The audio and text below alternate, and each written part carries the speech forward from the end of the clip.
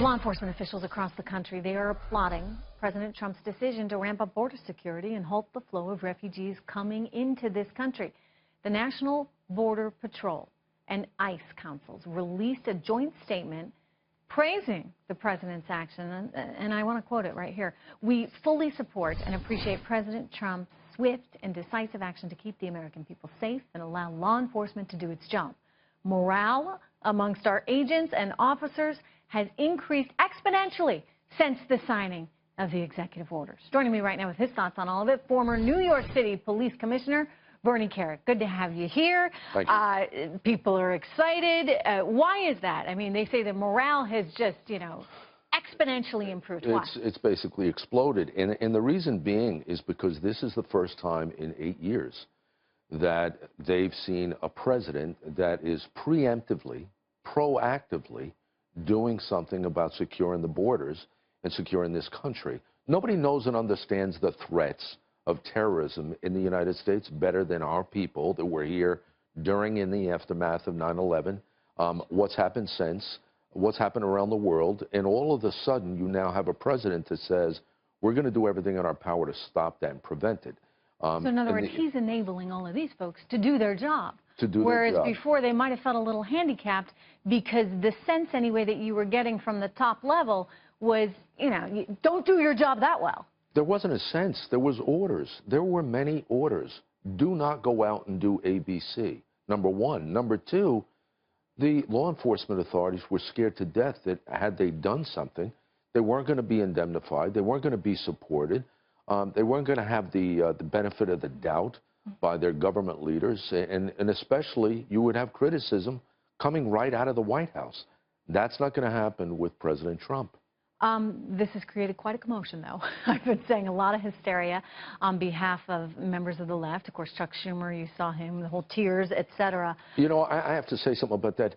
I was with him in the aftermath of September 11th at Ground Zero. I never saw the man cry or whimper or any of that other stuff. So that whole scene the other day with the people around him and him, whining or crying, whatever he was doing, I found it kind of appalling. You didn't cry on September 11th.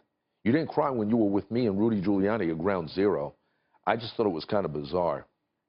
Well, that gets back to a point I keep making, that perhaps this is just because it's Donald Trump and they want to fight him at every single turn. And by the way, the media is in on the action. Well, the media is perpetrating the lies, the misleading statements. I think the general public doesn't understand. When they heard he removed the acting attorney general for failing to do her job, that executive order was signed off on by the Office of the Legal Counsel in DOJ. Okay, it was all good to go.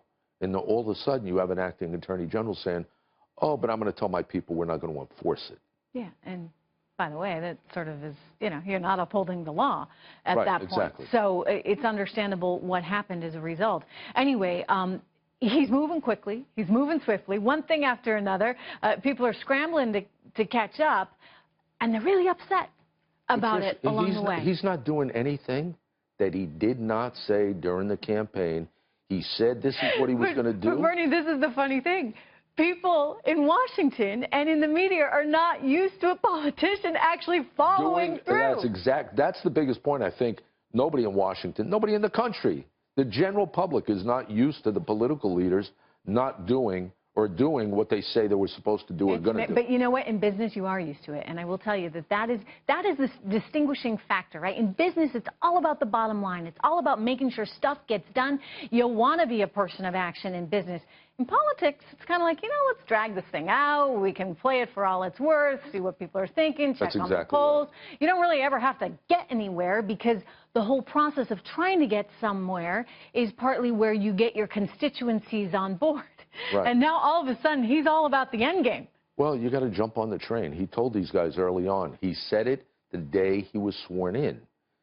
Get on board because we're going to be moving and moving fast. Well,